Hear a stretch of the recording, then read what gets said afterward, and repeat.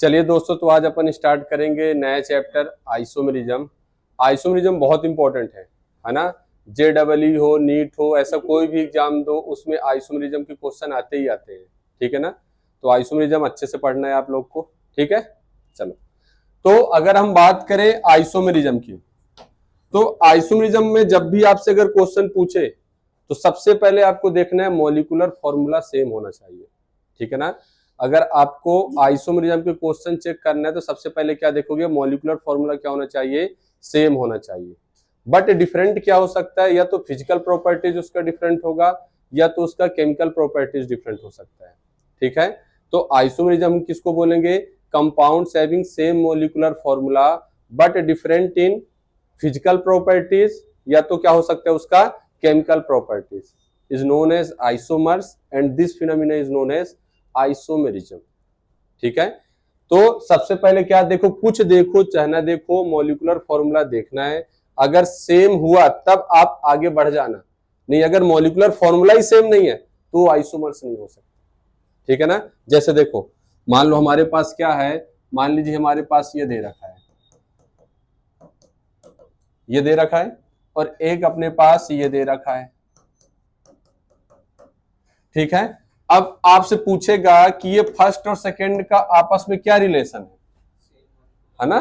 तो सबसे पहला काम क्या है, मॉलिक्यूलर फॉर्मूला सेम होना चाहिए। तो आप बताओ कितने कार्बन है, कितने कार्बन है, 2 कार्बन है, फिर हाइड्रोजन कितने हैं, 6, और 1 ऑक्सीजन। यहां बताओ कार्बन कितने हैं, 2, हाइड्रोजन 6 और ऑक्सीजन 1। बताओ क्या मॉलिक्यूलर फॉर्मूला सेम है, क्या मॉलिक्यूलर फॉर्मूला सेम है। चलो, अब मॉलिक्यूलर फॉर्मूला सेम है, अब आगे चीजें हो सकती है कुछ। अब बताओ ये कौन सा फंक्शनल ग्रुप है, एल्कोहल। ये कौन सा फंक्शनल ग्रुप हो गया, एल्कोहल हो गया। ये कौन सा फंक्शनल ग्रुप है, ईथर। तो आइसोमेरिज्म हम किसको बोलते थे, जिसका मॉलिक्यूलर फॉर्मूला सेम होगा बट डिफरेंट क्या हो सकते हैं, तो फिजिकल प्रॉपर्टीज उसके डिफरेंट हो सकते हैं या तो केमिकल प्रॉपर्टीज। याद करो मैंने पहले ही बता रखा है, केमिकल प्रॉपर्टीज मींस होता है फंक्शनल ग्रुप, है ना। तो बताओ क्या एक एल्कोहल है, क्या एक ईथर है, क्या इनका केमिकल प्रॉपर्टीज चेंज है, मतलब ये दोनों आपस में क्या है, आइसोमर्स। तो इन दोनों का आपस में क्या रिलेशन है, ये आइसोमर्स। तो जिसका मॉलिक्यूलर फॉर्मूला सेम होगा बट डिफरेंट क्या होगा, या तो फिजिकल प्रॉपर्टीज डिफरेंट हो सकता है या तो केमिकल प्रॉपर्टीज, इनमें से कोई एक डिफरेंट होगा, वो कहलाएगा आइसोमर। ठीक है, आइसोमेरिज्म वही कहलाएगा। हमने ये चीजें देख ली। अगला देखो, मान लो मैंने ये लिखा, एक मैंने ये लिखा, एक ये लिखा। चलो बताओ इनका दोनों का आपस में क्या रिलेशन है। पहले तो आप क्या करोगे, मॉलिक्यूलर फॉर्मूला बनाओ, क्या है, कितने कार्बन है, 2, हाइड्रोजन कितने, 5, और Br। यहां क्या मॉलिक्यूलर फॉर्मूला सेम है, नहीं है ना, सीधे दिख रहा है, ये और ये तो सेम थे, बट यहाँ Br और यहाँ मतलब ये नॉट आइसोमर्स। ठीक है, ये आइसोमर्स नहीं, क्यों नहीं है, क्योंकि इसका मॉलिक्यूलर फॉर्मूला डिफरेंट है, और हमको क्या चाहिए, मॉलिक्यूलर फॉर्मूला सेम चाहिए, इसलिए क्या होंगे, आइसोमर्स होंगे, नहीं तो नहीं होंगे। तो आप यहाँ क्या लिख सकते हैं, नॉट आइसोमर्स। किस वजह से नहीं हो रहे हैं, due to different physical properties या मॉलिक्यूलर फॉर्मूला। फिजिकल क्या, आप मॉलिक्यूलर फॉर्मूला ही बोल दो क्या है, डिफरेंट है, तो आप आगे तक जा ही नहीं सकते हो। तो जब भी आइसोमेरिज्म से क्वेश्चन पूछेगा तो 4 ऑप्शन में से 2 ऑप्शन तो ऐसे होंगे जिसका मॉलिक्यूलर फॉर्मूला ही सेम नहीं होगा, तो आप तो 2 तो वैसे ही एलिमिनेट कर दोगे तुरंत, बचेंगे 2, तो आप डील कर लो इसमें से देख करके। ठीक है, तो ये कहलाता है आइसोमेरिज्म। अब अपन बात करेंगे ये सारी चीजें। ठीक है, तो जैसे देखो, अगर हम बात करें, अब हम बात करते हैं आइसोमेरिज्म में, देखो क्या क्या पढ़ोगे आप आइसोमेरिज्म में क्या क्या पढ़ोगे वो देख लो। तो अगर हम आइसोमेरिज्म की बात करें, क्लासिफिकेशन कर रहे हैं इसका, ठीक है, ये चीजें आप पढ़ोगे क्लासिफिकेशन में। तो अगर हम बात करें, पहला आप पढ़ोगे स्ट्रक्चरल आइसोमेरिज्म।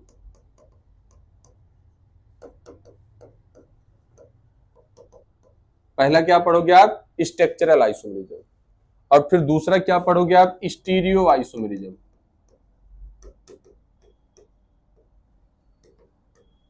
ठीक है, तो आइसोमेरिज्म के हम लोग क्लासिफाई किया, एक स्ट्रक्चरल आइसोमेरिज्म और एक स्टीरियो आइसोमेरिज्म। स्ट्रक्चरल आइसोमेरिज्म नाम से पता चला जिसके स्ट्रक्चर डिफरेंट होंगे वो क्या कहलाएगा, स्ट्रक्चरल आइसोमेरिज्म। और स्टीरियो आइसोमेरिज्म क्या होगा, इसमें देखो सभी में चीज है, इसमें भी क्या होगा, मॉलिक्यूलर फॉर्मूला क्या होगा, सेम होगा, बट डिफरेंट क्या होगा, स्ट्रक्चर डिफरेंट होगा। तो ये क्या कहलाएगा, स्ट्रक्चरल आइसोमेरिज्म। इसमें क्या होगा, मॉलिक्यूलर फॉर्मूला सेम होगा, साथ में स्ट्रक्चरल फॉर्मूला भी सेम होगा, डिफरेंट क्या होगा, 3D अरेंजमेंट। इसमें हम 3D अरेंजमेंट के बारे में बात करेंगे, वो कहलाएगा आपका क्या, स्टीरियो आइसोमेरिज्म। ठीक है ना, मॉलिक्यूलर फॉर्मूला भी सेम होगा, स्ट्रक्चरल भी सेम होगा, स्ट्रक्चर भी इनके सेम होंगे, बट डिफरेंट क्या होगा इसका, 3D मतलब इसके अंदर की बातें करेंगे, स्ट्रक्चरल मतलब बाहर की बातें करेंगे सर। ठीक है ना, वो कहलाएगा स्ट्रक्चरल, और 3D अरेंजमेंट की बात करेंगे तो क्या कहलाएगा, स्टीरियो आइसोमेरिज्म। ठीक है, अगर हम बात करें स्ट्रक्चरल आइसोमेरिज्म के अंदर आप क्या क्या पढ़ोगे, स्ट्रक्चरल आइसोमेरिज्म के अंदर क्या क्या पढ़ोगे आप, वो देख लो आप। पहला आप क्या पढ़ोगे, चेन आइसोमेरिज्म। पहला क्या पढ़ोगे, चेन आइसोमेरिज्म। फिर दूसरा क्या पढ़ोगे आप, पोजीशन आइसोमेरिज्म।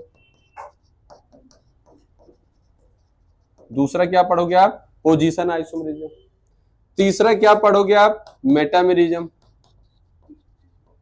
है ना, तीसरा क्या पढ़ोगे आप, मेटामेरिज्म पढ़ोगे। फिर अगला क्या पढ़ोगे आप, functional group isomerism. Functional group isomerism. फिर अगला क्या पढ़ोगे आप, रिंग चेन आइसोमेरिज्म, है ना, अगला क्या पढ़ोगे आप, रिंग चेन आइसोमेरिज्म। फिर लास्ट आप कौन सा पढ़ोगे, टॉटोमेरिज्म। टॉटोमेरिज्म पढ़ोगे आप।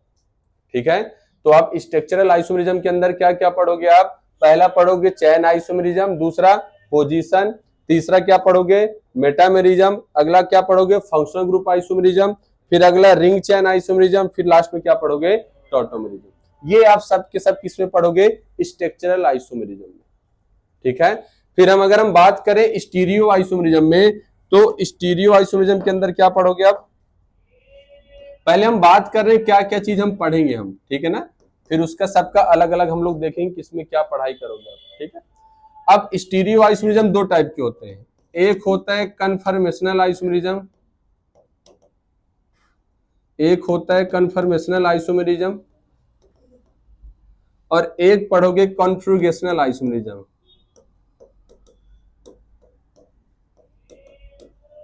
कॉन्फ़िगरेशनल आइसोमेरिज्म ये पढ़ोगे आप। ठीक है, स्टीरियो आइसोमेरिज्म के अंदर क्या क्या पढ़ोगे, कन्फर्मेशनल आइसोमेरिज्म पढ़ोगे और क्या पढ़ोगे, कॉन्फ़िगरेशनल आइसोमेरिज्म। ये जो कॉन्फ़िगरेशनल आइसोमेरिज्म है इसके अंदर फिर से दो टाइप पढ़ोगे आप, इसके अंदर फिर से दो टाइप पढ़ोगे, एक पढ़ोगे जियोमेट्रिकल, एक पढ़ोगे ज्योमेट्रिकल आइसोमेरिज्म, है ना, एक पढ़ोगे ज्योमेट्रिकल आइसोमेरिज्म और एक क्या पढ़ोगे आप लोग, ऑप्टिकल आइसोमेरिज्म। एक पढ़ोगे ज्योमेट्रिकल आइसोमेरिज्म और एक क्या पढ़ोगे, ऑप्टिकल आइसोमेरिज्म। ये सारी चीजें आपको आइसोमेरिज्म के अंदर पढ़ना है और आपका चैप्टर खत्म हो जाएगा, है ना, जितना छोटा दिख रहा है उतना है नहीं। ठीक है, तो अब देखो जैसे हमारे पास क्या है, स्ट्रक्चरल आइसोमेरिज्म को एक और नाम से जानते हैं, स्ट्रक्चरल आइसोमेरिज्म को एक और नाम से जानते हैं,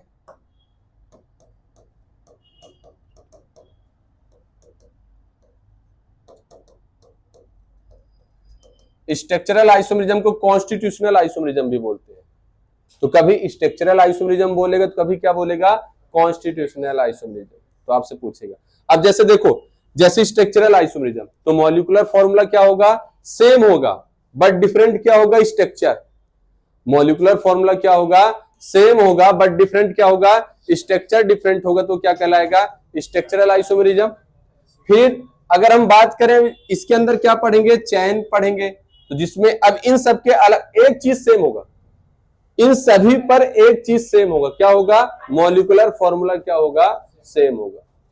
ठीक है, इन सब में एक चीज सेम होगा, वो क्या होगा, मॉलिक्यूलर फॉर्मूला। अब जिसमें जो डिफरेंट मिलेगा वही आइसोमेरिज्म कहलाएगा उसको।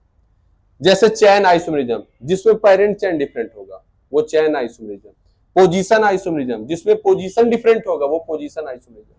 तो ये सारी चीजें अभी अपन बात करते हैं, ठीक है। तो अब आप पहला हेडिंग डालोगे कौन सा, पहला हम पढ़ेंगे कौन सा, चेन आइसोमरिज्म, ठीक है। तो स्ट्रक्चरल आइसोमरिज्म का आप कैसे नॉर्मल डिफिनेशन बना सकते हो कि मॉलिक्यूलर फॉर्मूला क्या होगा, compounds having same molecular formula but different क्या हो सकता है, structural formula is known as क्या हो सकता है, structural isomers, and this phenomena is known as structural isomerism. सही है। फिर अपन अब इसके अंदर क्या बात करेंगे, पहला कौन सा होगा, चेन आइसोमरिज्म, ठीक है। पहला आप क्या पढ़ोगे, चेन आइसोमरिज्म। तो देखो पहला अपन क्या बात करते हैं, चेन आइसोमरिज्म, ठीक है।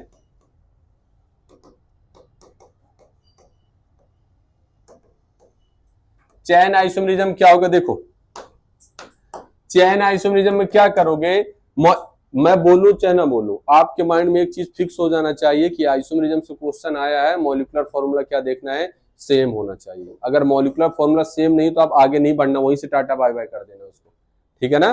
तो चेन आइसोमरिज्म क्या होता है, अब देखो मॉलिक्यूलर फॉर्मूला क्या होगा, सेम होगा बट डिफरेंट क्या होगा, पेरेंट चेन, है ना। तो आप लिख सकते हो क्या, compounds having same molecular formula but different in number of carbon atom in parent chain, है ना। Number of carbon atom in parent chain आप डिफरेंट देखोगे तो वही क्या कहलाएगा, चेन आइसोमरिज्म। मतलब सारे चीजें सेम होंगे एक चीज को छोड़कर, वो क्या होगा, पेरेंट चेन को छोड़ करके, ठीक है। तो पेरेंट चेन डिफरेंट होगा तो चेन आइसोमरिज्म होगा, ठीक है। अब देखो इसमें आईयूपीएससी काम आएगा आपके। मान लो हमारे पास क्या है, एक ये स्ट्रक्चर दे रखा है और एक अपने पास ये स्ट्रक्चर दे रखा है, ठीक है। एक अपने पास ये स्ट्रक्चर है, एक अपने पास ये स्ट्रक्चर है। मान लो आपसे पूछे इसका और इसका आपस में क्या रिलेशन है, तो सबसे पहला काम क्या होगा आपका, पहले तो मॉलिक्यूलर फॉर्मूला बनाओ। सबसे पहला काम क्या हमारा, मॉलिक्यूलर फॉर्मूला बनाना। चलो मॉलिक्यूलर फॉर्मूला बनाओ। कितने कार्बन, 5 कार्बन, हाइड्रोजन कितने, 3 और 3 यहां 6, ठीक है। और कितने हो गए, 12। यहां बताओ कितने कार्बन है, 1 2 3 4 5, हाइड्रोजन कितने हैं, 12 इसमें भी है, ठीक है। क्या मॉलिक्यूलर फॉर्मूला सेम है, अब आगे आप बढ़ सकते हो, मॉलिक्यूलर फॉर्मूला सेम हो गया ना, अब हमको सिग्नल मिल गया थोड़ा सा, अब आगे जा सकते हो। अब इसका नंबरिंग करो आप, यहां तो कहीं से भी नंबरिंग कर दो आप।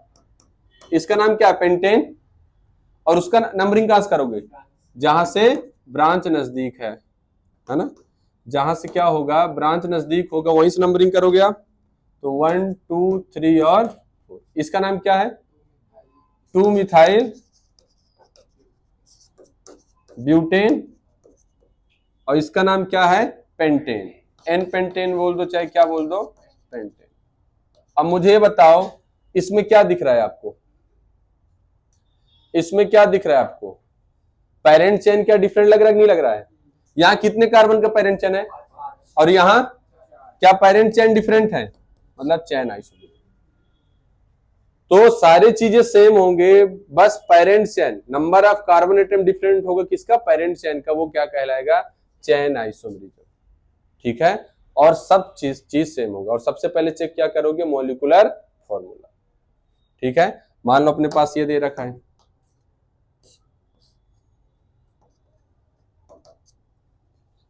और एक अपने पास ये दे रखा है।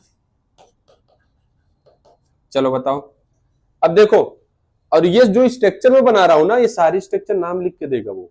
तो पहले नाम देगा, उस स्ट्रक्चर आप उस स्ट्रक्चर में कन्वर्ट करोगे, और उस स्ट्रक्चर को अगर सही बनाया तो आपके सीधे दिख जाएगा आंसर, नहीं तो गलत वाला पहले ही ऑप्शन आपको मिल जाएगा। तो वो नाम लिख के देगा, स्ट्रक्चर बनाकर नहीं देगा, क्योंकि स्ट्रक्चर में चीजें आसान हो गए ना। वो नाम लिख के देगा, पहले आप नाम से स्ट्रक्चर में कन्वर्ट करो, फिर उसके बाद आप क्या करोगे, उससे आप कंपेयर करो कौन क्या है। चलो बताओ इसमें क्या करोगे। इसमें अगर आप ध्यान से देखोगे, इसमें क्या कर सकते हो, कार्बन कंटेनिंग फंक्शनल ग्रुप है, नंबरिंग तो आप वहीं से करोगे। कार्बन कंटेनिंग यहां से मत कर देना, कार्बन कंटेनिंग फंक्शनल ग्रुप है, आप नंबरिंग वहीं से करोगे। मॉलिक्यूलर फॉर्मूला बना लो एक बार पहले। कितने कार्बन है, 5 कार्बन है। हाइड्रोजन कितने हैं, 3 2 5 2 7 2 9 और 1 10 हाइड्रोजन है। और ऑक्सीजन कितने हैं, 2। इसमें भी आप देखोगे तो मॉलिक्यूलर फॉर्मूला क्या होगा, सेम होगा। मॉलिक्यूलर फॉर्मूला क्या होगा, इसमें भी सेम होगा। ठीक है, अब आपने नंबरिंग भी कर लिया। अब बताओ क्या दिख रहा है आपको, इसका नाम क्या है, पेंटेनोइक एसिड। इसका नाम क्या है, 2 मिथाइल, हाँ, ब्यूटेनोइक एसिड। बताओ क्या दिख रहा है आपको, यहां कितने कार्बन का पेरेंट चेन है, 5 का। यहां कितने कार्बन का पेरेंट चेन है, क्या पेरेंट चेन डिफरेंट है, मतलब क्या हो जाएगा, चैन आइसोमर। तो ये भी आपस में क्या है, चैन आइसोमर। तो मॉलिक्यूलर फॉर्मूला सेम होना चाहिए बट डिफरेंट क्या होना चाहिए, पेरेंट चेन, वो कहलाएगा क्या, चैन आइसोमर। हाँ, अब मुझे बताओ, अगर आपसे आईयूपीएसी नहीं बनता तो ये बता सकते थे क्या। अब देखो आईयूपीएसी पहला चैप्टर खत्म हुआ ना, उसके सीधे कॉन्सेप्ट अब लगने लगे। ऐसे और दूसरा चैप्टर का कंप्लीट होगा, फिर दूसरा कॉन्सेप्ट होगा। तो पूरे 11th में आपको ऐसे ही चलना है, एक दूसरे के कॉन्सेप्ट ही लगते रहेगा। 12th में आपको कोई मेहनत करने की जरूरत नहीं है ना। 12th में आपको कोई मेहनत करने की जरूरत नहीं, बताया था ना मैंने कि मंजिल आपका एक है, सभी को नीट और जेई निकालना है आपको, मंजिल एक है, लेकिन सबका पढ़ने का तरीका अलग अलग है, तो रास्ते तो आपके अलग अलग हो गए ना। सेम वैसे इसमें भी आपका जो मंजिल है वो 11th के पूरे चैप्टर है, बेसिक है पूरे, जीओसी, आइसोमेरिज्म, नोमेनक्लेचर, ये सब आपके क्या है, ये सब आपके एक इसको कन्वर्ट करोगे तो मंजिल है आपका, और रास्ते आपके पूरे 12th हो जाएंगे। जैसे जो 12th में दूसरा चैप्टर आएगा, फिर अगला चैप्टर आएगा, फिर अगला चैप्टर आएगा, तो चैप्टर के नाम बदलते जाएंगे, कॉन्सेप्ट एक ही चीज का लगते जाएगा, जीओसी, आइसोमेरिज्म और नोमेनक्लेचर, है ना। तो ये चीज का ध्यान देना, इसलिए आप 11th अच्छे से पढ़ लो, 12th में आपको पढ़ने की जरूरत ज्यादा नहीं है, क्योंकि कॉन्सेप्ट पूरे 11th में। ठीक है, चलो अगला देखो, फिर अगला देखो इसमें,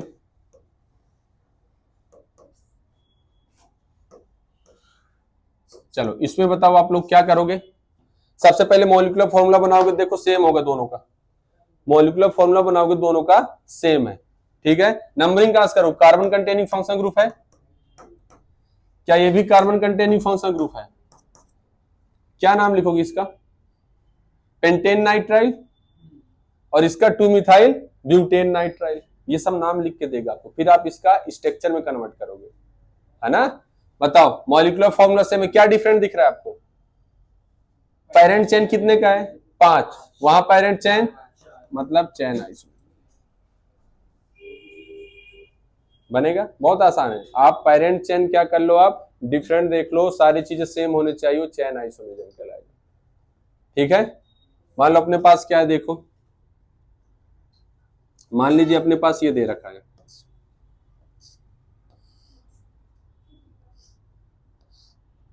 एक ये दे रखा है अपने पास,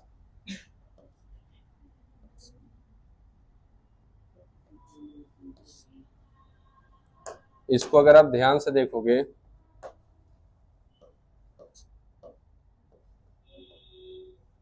ये वाला, चलो मॉलिक्यूलर फॉर्मूला बनाओ इसका। कार्बन कितने, 1 2 3 4, हाइड्रोजन कितने, 2 3 3 6, 2 8 हो गए, सही है। और एक ऑक्सीजन, इसमें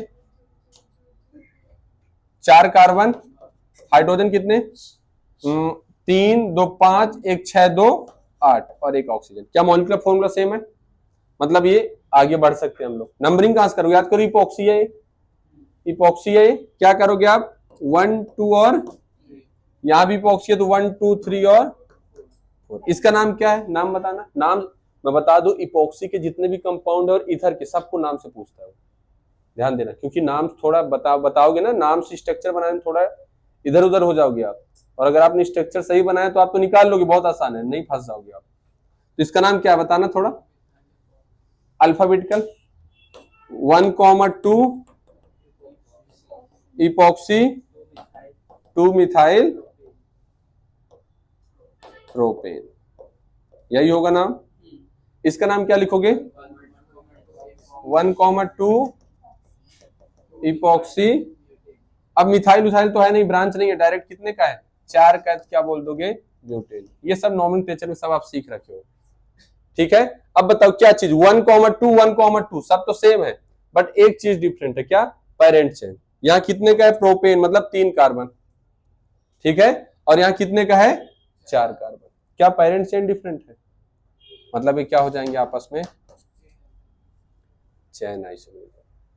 ऐसे क्वेश्चन ज्यादा आते हैं इपोक्सी वाला, ठीक है, तो नाम में अब ये लिख के देगा और इसको इसमें कन्वर्ट करोगे फिर आप बताओगे, ठीक है, तो आपको ऐसे करना है। और देख लो मन हो तो, और मान लो अपने पास ये दे रखा है, एक चीज और बताता हूं आपको, ठीक है, ये कॉन्सेप्ट जानो, ये भी कॉन्सेप्ट से क्वेश्चन अच्छे आते हैं।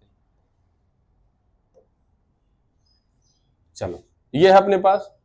अब अगर आप ध्यान से देखो, नॉर्मली अपन जो नंबरिंग सीखे हैं, पेरेंट चेन हम हमेशा इसको ही मानते इतने कार्बन में, पेरेंट चेन हम इतने को ही मानते हैं, पेरेंट चेन हम इतने को ही मानते हैं, बट अगर आप ध्यान से देखोगे पेरेंट चेन दोनों में सेम है, तो इससे डिसाइड नहीं हो पा रहा है, ठीक है ना, तो आप साइड चेन में जाया करो। आप साइड चेन मींस देखो ये तो सेम है, ये इसमें भी 3 कार्बन है, इसमें भी 3 कार्बन है, तो पेरेंट चेन तो सेम कहलाएगा। तो जब भी ये सारी चीजें सेम हो तो आप साइड चेन में जाया करो, मतलब ऊपर कितने कार्बन बच रहे हैं और यहाँ कितने कार्बन बच रहे हैं? ऊपर 2। क्या नंबर ऑफ कार्बन चेंज है? मींस क्या पेरेंट चेन चेंज है, तो आप इसको बोलोगे चेन आइसोमरिज्म। तो आप ऐसे क्वेश्चनों को ऐसे भी डील कर सकते हो। हमको पता है कि इसका पेरेंट चेन इतने का होता है, इसका पेरेंट चेन इतने का ही होता है, बट अगर इससे क्लियर नहीं हो रहा तो आप साइड चेन में जाया करो, मतलब आप रिंग के बाहर देखा करो और कितने नंबर ऑफ कार्बन लगे, तो उससे आप कंपेयर कराया करो, ठीक है। ऐसा काउंट मत करना 1 और 1 2 और वहां भी 1 और 1 2, नहीं, जो ब्रांच लगा किसी एक को ले लिया करो, मोर नंबर ऑफ कार्बन एटम को, तो उससे आप डिसाइड कर सकते हो, ठीक है। तो यहाँ देखोगे 1 कार्बन का है और यहाँ कितने का है? 2 कार्बन का। क्या पेरेंट चेन डिफरेंट है? मतलब चेन आइसोमरिज्म, ठीक है। तो ये बनेगा आप लोग से। मान लो आपसे मैं पूछ रहा हूं ये, मान लो मैं आपसे पूछ रहा हूं ये,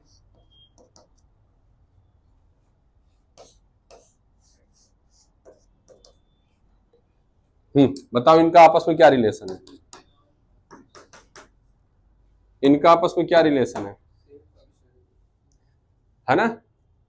तो क्या बताओगे आप? पेरेंट चेन देखो यहाँ कितने का है, यहाँ पेरेंट चेन कितने का है, तो क्या बोलोगे आप? है ना, तो आप बोलोगे पेरेंट चेन क्या है? डिफरेंट है, तो चेन आइसोमरिज्म होगा, है ना, बट ऐसा नहीं है। क्यों नहीं है? मॉलिक्यूलर फॉर्मूला डिफरेंट है ना, मॉलिक्यूलर फॉर्मूला, इसलिए मैं बोल रहा हूं पहले वो चीजें मत देखा कर, सबसे पहले क्या देखोगे?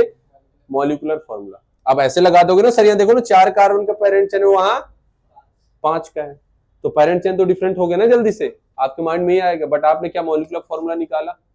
नहीं निकाला आपने, तो इसलिए सबसे पहले क्या निकाला करोगे? Molecular formula. यहां आप देखो कितने कार्बन, C4H 3 2 5 2 7 2 9 और 1 10 और ऑक्सीजन। यहां देखोगे C5H12 और ऑक्सीजन 12 भी है ना, देख लो आप।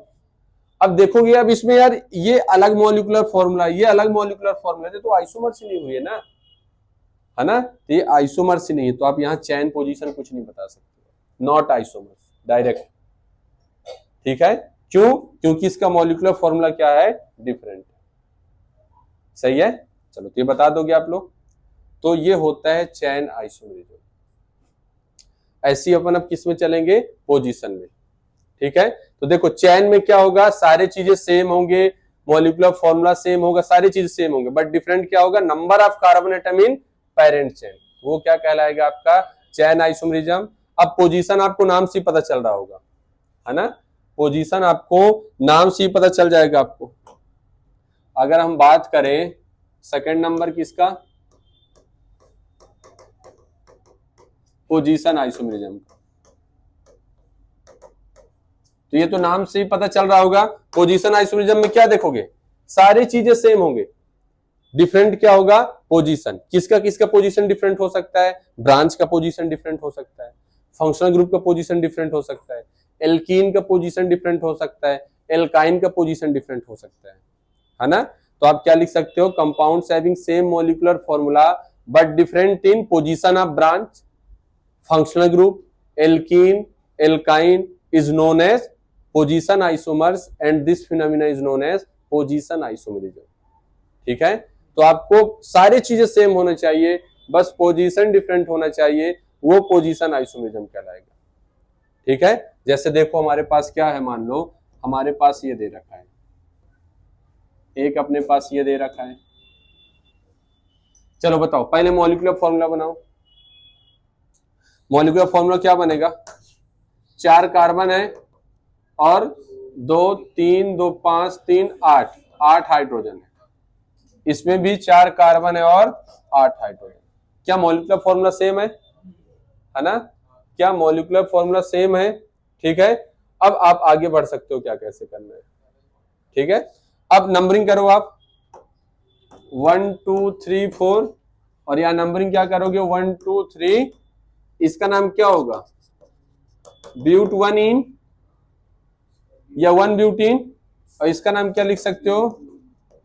ब्यूट 2 इन या 2 ब्यूटीन, ऐसे लिख सकते हो। क्या सारी चीजें सेम है? क्या सारी चीजें सेम है? बट डिफरेंट क्या है? डबल बॉन्ड का पोजीशन डिफरेंट है, एक 1 पर और एक 2 पर है, तो सीधे बता सकते हो क्या है? Position isomerism. ठीक है, ये क्या हो जाएंगे? Position isomerism. समझ रहे हो ना? अब बताओ, पोजीशन आइसोमरिज्म के लिए पेरेंट चेन सेम चाहिए कि डिफरेंट चाहिए? पोजीशन आइसोमरिज्म के लिए पेरेंट चेन सेम चाहिए कि डिफरेंट चाहिए? हमको पेरेंट चेन सेम चाहिए। हमको बाकी चीजें डिफरेंट कौन कौन से चाहिए? पोजीशन का, फंक्शनल ग्रुप का, डबल बॉन्ड का, ब्रांच का, इन सब का हमको पोजीशन डिफरेंट चाहिए। पेरेंट चेन क्या चाहिए? सेम चाहिए। ठीक है, मान लो अपने पास क्या है,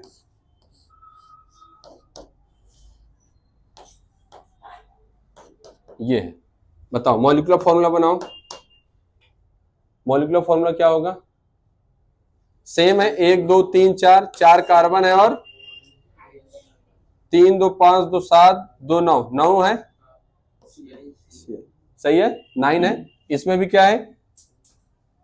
C4H9 और क्या मॉलिक्यूलर फॉर्मूला सेम है? आगे देखो, इसका नंबरिंग कैसे करोगे? ऐसे 1 क्लोरोब्यूटेन, और इसका नंबरिंग कहां से करोगे? जहां से नजदीक है 2 क्लोरोब्यूटेन। क्या दिख रहा है आपको?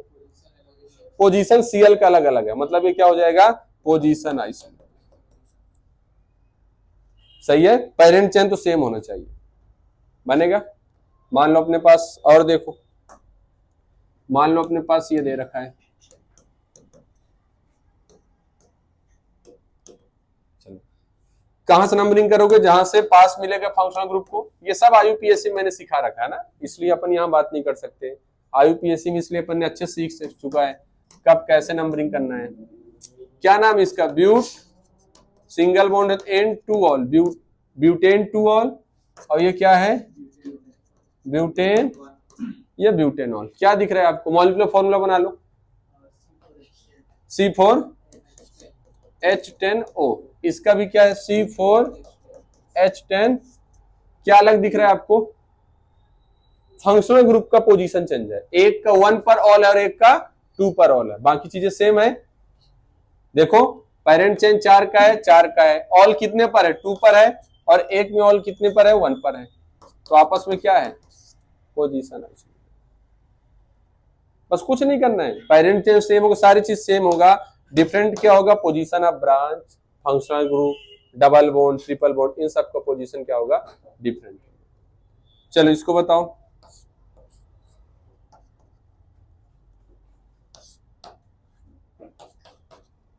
इसमें अब इसको नंबरिंग ऐसे ही करोगे। अब इसका नंबरिंग ऐसे मत कर देना, है ना, ऐसा नंबरिंग मत कर देना। देखो ये 1 पर और ये 2 पर है, ऐसा नंबरिंग तो गलत है, क्योंकि कार्बन कंटेनिंग फंक्शनल ग्रुप में ऐसे नंबरिंग कहां से करते हैं? जहां से कोई फंक्शनल ग्रुप होगा, कार्बन होगा, नंबरिंग आप वहीं से करोगे। ठीक है, carbon containing functional group numbering आप कार्बन से स्टार्ट करोगे ना, ऐसे मत कर देना उल्टा पुल्टा जो पहले था। ठीक है, क्यों नहीं कर रहे? क्योंकि कार्बन कंटेनिंग का नंबरिंग वही करते हैं, अपन ने आईयूपीएससी में सीखा हुआ है। अब बताओ क्या है? देखो CN कितने पर है? इसमें भी CN कितने पर है? पेरेंट चेन कितने का? 4 और चेन आइसोमर, है ना, क्या हो जाएगा? चैन आइसोमरिज्म बनेगा। तो आप ऐसे देखना, गलती मत करना कि वहां से नंबरिंग स्टार्ट कर दो आप। तो कार्बन कंटेनिंग जितने भी फंक्शनल ग्रुप होते हैं नंबरिंग आप वहीं से स्टार्ट करोगे, ये चीज का ध्यान देना आप, ठीक है ना। बहुत गलती करते, बहुत सारे लोग इसको ऐसे ही करते, जैसे ये है ना अपने पास CN, इसको 1 2 3 4 और यहाँ भी 1 2 3 4 5, देखो सर एक 1 पर है और ये कितने पर है 2 पर है, बट ऐसे नंबरिंग गलत होता है ना। कार्बन कंटेनिंग के ऐसे नंबरिंग हम नहीं करते हैं। चलो अगला देखो, मान लो अपने पास ये और एक अपने पास ये,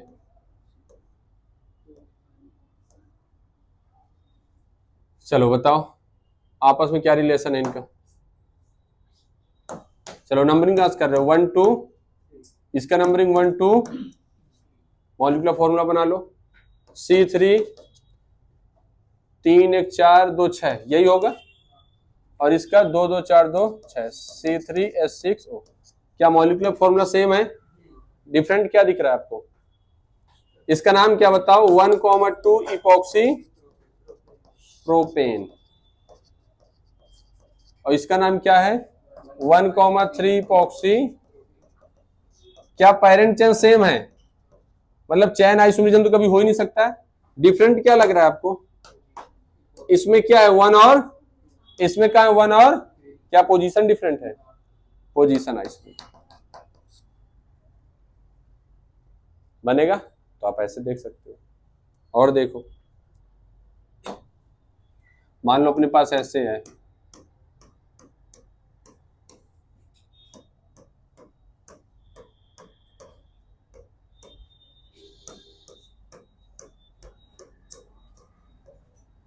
अब इसको बताना है आपको। चलो आपको क्या करना है, इन पे रिलेशन बताना है आपको।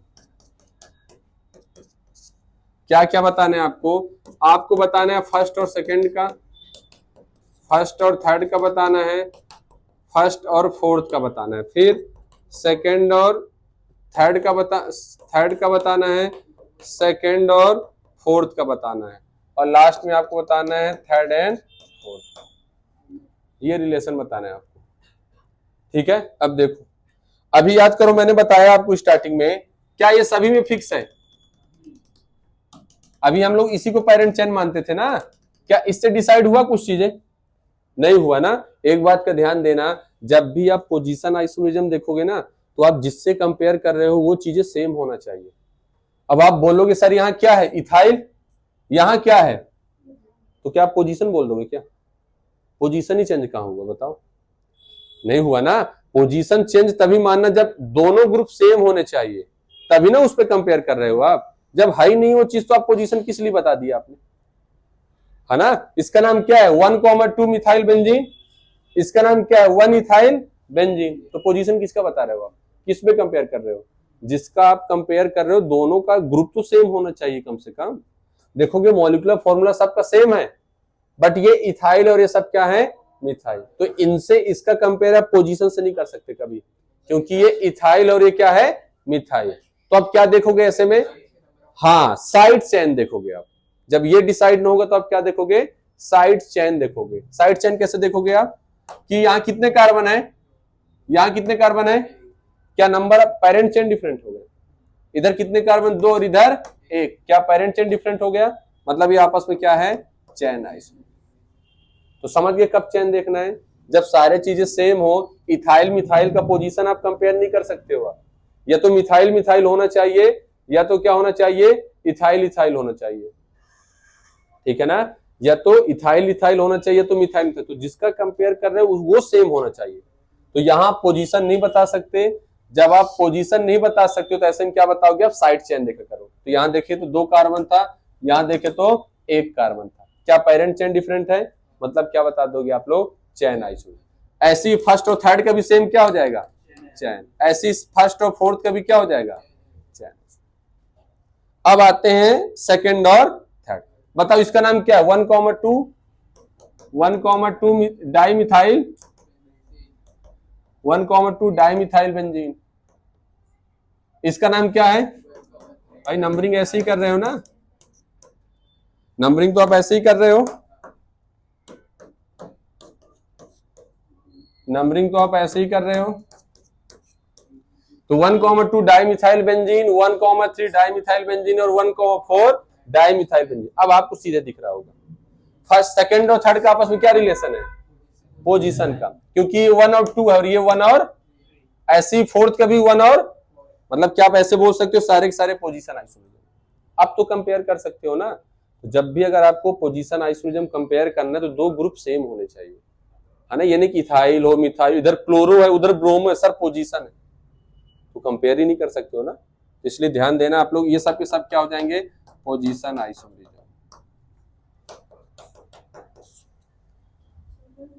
है ना। तो ये सब कर लोगे, बनेगा।